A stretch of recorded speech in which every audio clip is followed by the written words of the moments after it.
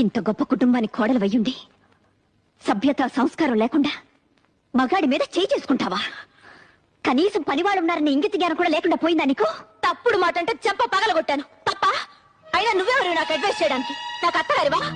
కోడలిగా ఈ ఇంట్లో దీపం పెట్టడానికి నువ్వెలా వచ్చావో నేను అలాగే వచ్చాను. దీపం పెట్టడం అంటే నూనె పోసి వత్తి వేసి వెలిగించడం కాదే.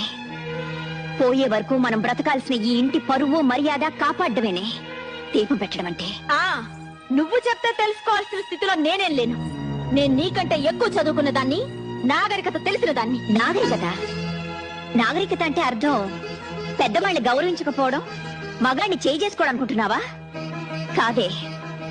పట్టు చీర కట్టినా పాతి చీర కట్టినా ఎదుటి వాళ్ళు చేతులెత్తి నమస్కరించేలా ఉండటమేనే నాగరికత అంటే. చూడు, ఇంకో ఆర్గ్యుమెంట్స్ అనవసరం. నీతో నీతులు చెప్పించుకునే అవసరం గాని అడ్డమైన వాళ్ళ ముందు తలంచి బ్రతకాల్సిన కర్మ గాని